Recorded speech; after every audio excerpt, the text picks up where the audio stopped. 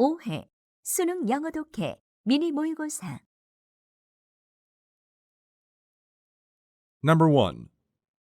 Once only a dream, electric vehicles, or EVs, are becoming an increasingly common sight on our roads.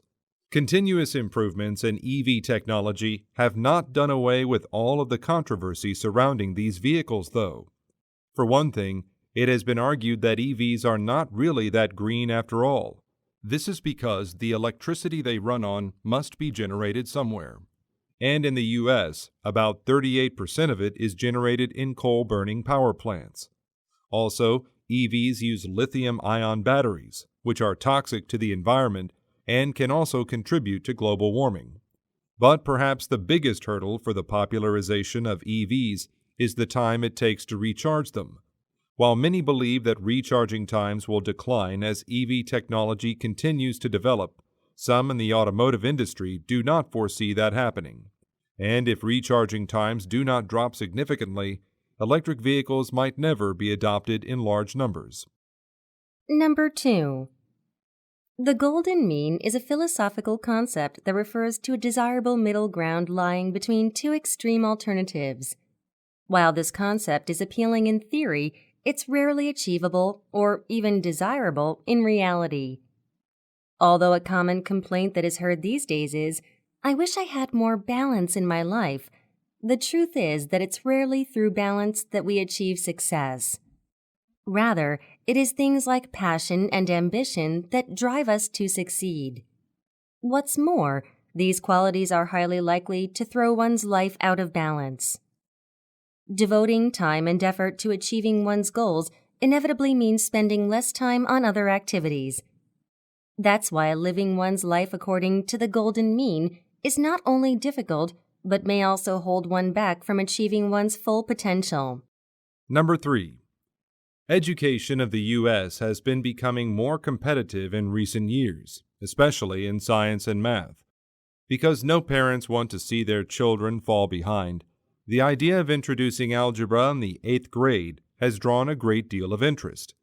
Many politicians have also argued that with modern technology quickly advancing, students need to engage with difficult subjects such as algebra at a younger age in order to keep up.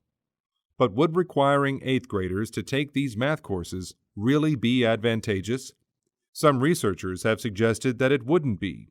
They have pointed out that human brains have both periods of rapid growth and plateau periods, in which little growth takes place. The middle school years, for most students, occur during plateau periods, and it is not ideal for new and difficult subjects like algebra to be introduced during these periods.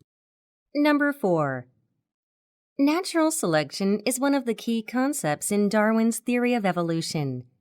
The term refers to the fact that nature selects the fittest members of a species and it favors their survival.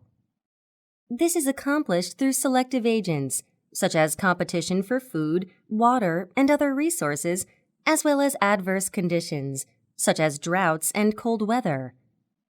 Darwin observed that there are always some variations in the features of plants and animals.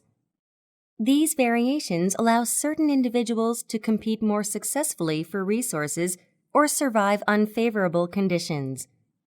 However, Darwin also noted that despite these variations, the size of a species' population tends to remain constant.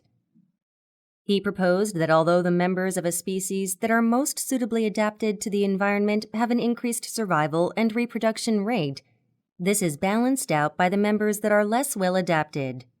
Number 5. There are some people who are concerned that the media projects the view of a minority elite. These citizens are mainly worried by corporate mergers involving large media organizations, which result in less competition and a news media that is controlled by big business. This gives a handful of powerful individuals the ability to decide what we can watch. In the worst-case scenario, they can silence news stories that reveal the unethical acts of their own corporations. What's more, millions of advertising dollars are paid annually to television networks by their corporate sponsors.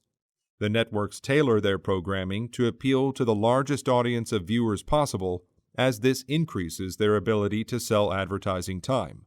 This creates yet another incentive for media groups to avoid news that the public has a right to know.